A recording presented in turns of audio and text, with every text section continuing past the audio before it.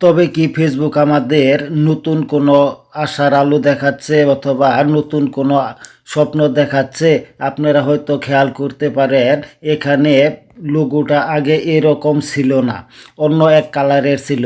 নতুন একটা আপডেটের ফলে লোগোটা পরিবর্তন হয়ে এরকম হয়েছে। আপনি এখনই চেক করে দেখেন আপনার এখানে পরিবর্তন হয়ে লোগোটা চেঞ্জ হয়েছে কিনা। যদি চেঞ্জ হয়ে থাকে তাহলে কমেন্টে জানাতে পারেন, আর যদি চেঞ্জ না হয়, পরিবর্তন না হয়, আগের মতো থাকে, তাহলেও কমেন্ট করে জানাবেন। আর এই লোগোটা কেন পরিবর্তন হলো, ফেসবুক আমাদের কি বুঝাতে চাইছে? এটা কি ভালো কোনো কিছু নাকি খারাপ কোনো কিছু? বোঝার চেষ্টা করব। থাকেন অল বাংলা টেক 2.0 চ্যানেলের সাথেই। আর এই চ্যানেলটি যদি এখনও সাবস্ক্রাইব করে না থাকেন, আপনাদের অনুরোধ করব চ্যানেলটি সাবস্ক্রাইব করে সাথেই থাকেন। তাহলে এরকম নতুন নতুন আপডেটের ভিডিও প্রতিদিন আপনার কাছে পৌঁছে যাবে। আপনি এটা দেখে অনেক কিছু শিখতে পাবেন। চলে যাব মূল ভিডিওতে। এখানে কেন পরিবর্তন হলো, এটা কেন পরিবর্তন হলো সেটাই এখন বোঝার চেষ্টা করব। ফেসবুকে প্রতিনিয়তই এই কন্টেন্ট মনিটাইজেশনের উপরে কিন্তু তারা কাজ করতেছে। আর এই কাজের অংশই তারা কিন্তু প্রথমে এই লোগোটা চেঞ্জ করছে। 2026 সালে প্রথম দিকে তারা এই লোগোটা চেঞ্জ করে দিল। পরবর্তীতে কিন্তু তারা আপনার কন্টেন্ট মনিটাইজেশনের উপরেও কাজ করবে।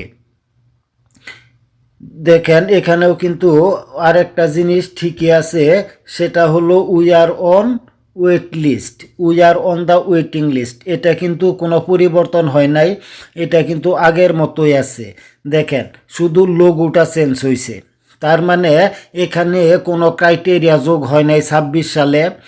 আমরা যদি এখানে ক্লিক করি তাহলে দেখব কোনো প্রকার ক্রাইটেরিয়া কিন্তু এখানে যোগ হয় নাই। কারো কারো আগে হয়তো বা কারো এখানে ওয়েট লিস্টে ক্রাইটেরিয়া যোগ হয়েছে। যদি আপনার ক্রাইটেরিয়া এখানে শো করে তাহলে সেটা কমেন্ট করে জানাতে পারেন।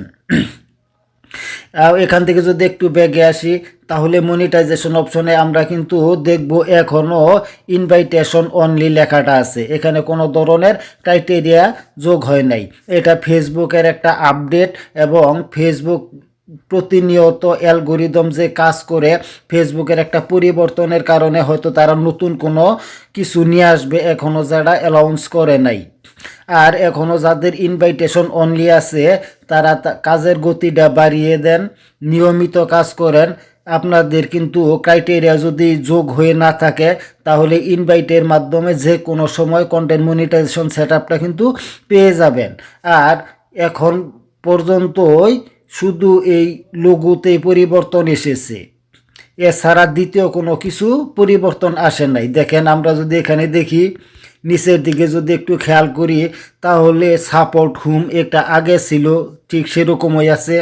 লার্ন এখানে পূর্বে যেরকম ছিল সেরকমই আছে। কন্টেন্ট মনিটাইজেশন বেটা এটা আগেও এরকম ছিল, ঠিক এখনও সেরকমই আছে। শুধুমাত্র পরিবর্তন হয়েছে এখান থেকে এই লোগোটা, এছাড়া কিন্তু আর কোনো পরিবর্তন হয় নাই, এই লোগোটাই পরিবর্তন হয়েছে। এখানে শুধুমাত্র এই লোগোটাই পরিবর্তন হয়েছে, বাকি কোনো কিছু পরিবর্তন হয় নাই।